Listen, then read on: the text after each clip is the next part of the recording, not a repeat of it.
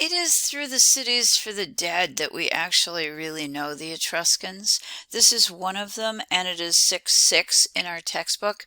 It is Cerveteri. It has been cut out of the living rock, which in this region is tufa, Tufa, so that the mounds that you're looking at and the circular ones over here are the earlier mounds that were crafted by the Etruscans for essentially creating living environments for the family in the future. When the Etruscans had been settled for a while and space was getting a little tighter, they went to something that is more rectangular over here, for example. I'm going to say it approximates row houses that we have in our cities today, but it is row houses for the dead. In between them, there's literally a road. So this is set up exactly as a city would be. The city for the dead is outside the city for the living, which is traditional in the ancient world overall. In each of these mounds, and the largest diameter, I believe, is 130 feet, you could have individual family tombs, and this is a diagram showing you one of these mounds that actually has 4. On the interior of these, we could expect to find grave goods and actual furniture, which we'll see in a moment. This is a view into one of the necropolises that the Etruscans create. It's a road, and what I just wanted you to see is the cart marks. There's actually the remains of a piece of earth that's risen, and that's out of the tufa, and we have the paths that the cart wheels followed. Generation after generation, these places were an important part of the social scene where the Etruscans buried their dead, repeatedly opening the tombs to add in new members as there would be new members passing away during the lifetime of the family, the continuation of the family. On the interiors, archaeologists have been able to document the love of the Etruscans of taking objects with them to serve the dead in the next life. And it should remind you a little bit of ancient Egypt. The very best example is the Tomb of the Reliefs. This is figure 6-8 in our textbook, and it is referred to as the Tomb of the Reliefs. Along the surface of the pillars, and let's go to the big image right here, this one and this one, as well as the back wall that is carved. The surface is loaded with relief decoration that projects from the background essentially. It's all been crafted in stucco, and it's been vividly painted, making this one of the richest of the Etruscan tombs. The objects that we're looking at are also objects of daily use. Back in the day of the ancient Etruscans, people did not have drawers and storage units such as cupboards. So what they did was literally hang things on the wall. And what the Etruscans are attempting to do here is to recreate that in an environment that would serve the deceased in the afterlife. All of this has been carved out of the living rock, which is the living tufa, and that includes the roof supports on the interior, a main beam that helps to hold up, quote unquote, because of course we don't need any support.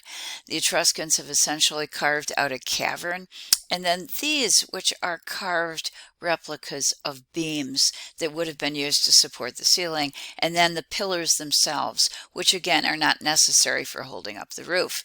They are decorated with objects that could be used in the afterlife, and that would include, if we go over here, we have a jug, we have a long knife, I think this is an axe, we have a shank of rope, we have a little bit of a doggy down here, kind of sausage doggy.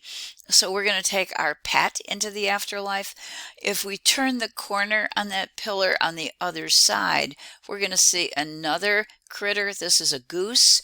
Now, probably in this case, this is not a pet. Probably this is intended for dinner.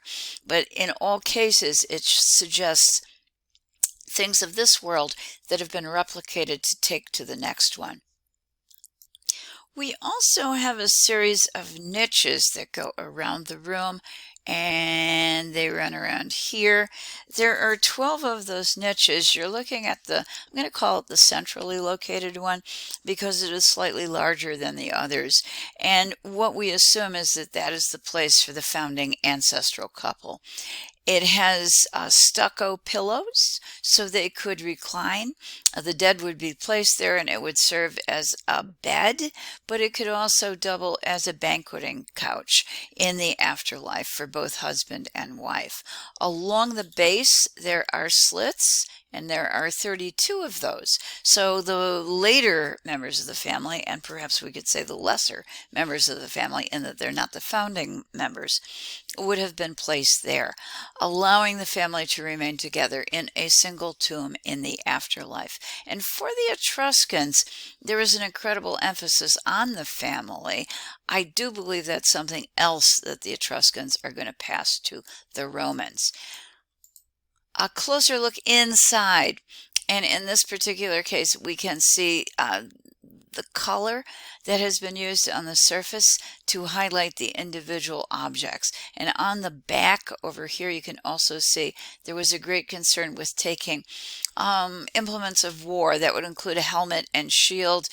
It would have been associated also with the status, the occupation, and the position in society of the deceased. This is figure 6-9 in our textbook. Each of the Etruscan city-states had traditions that would assist the dead in the next world, but these traditions varied from city to city. And in the case of Tarquinia, which is where this is located, this is another tomb, the traditions were more in the direction of painting, two-dimensional painting. This is referred to as the tomb of the leopards, and if you look up here, we have two large cats facing each other essentially along a central axis. They function as guardian figures, and it is their presence that gives the title to this particular group of figures. What we're looking at is typical of the Etruscans, particularly in the early part of their history before they begin to be absorbed by ancient Rome. It is a joyful, happy scene of the family together, and we do believe the Etruscans thought that the afterlife would be just this way. We find couples reclining on benches, just as in that clay sarcophagus that we looked at, the sarcophagus of the spouses, and they're being served by waiters and waitresses with food, and there's also musicians who are there to entertain them.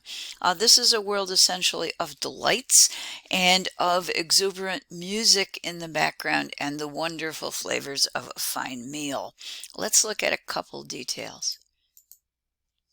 This is a little bit of a closer look. One of the things that you can see, in particular with the flute player that we have located here, and I think that you can see him in 6-9 on our textbook just on the side wall.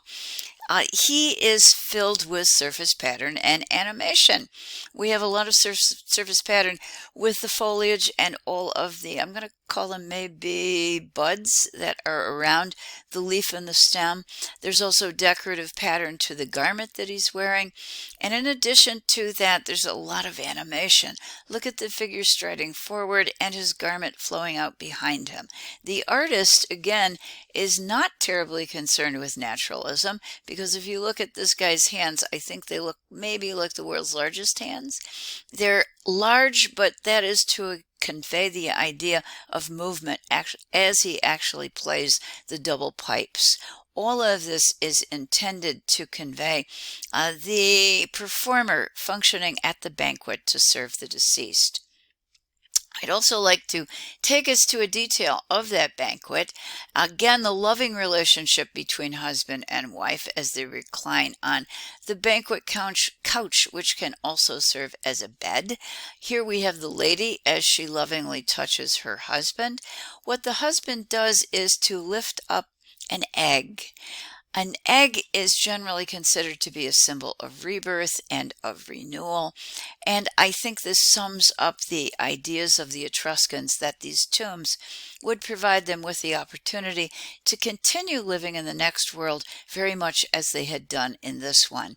And again, that should remind you of some of the ideas of the ancient Egyptians.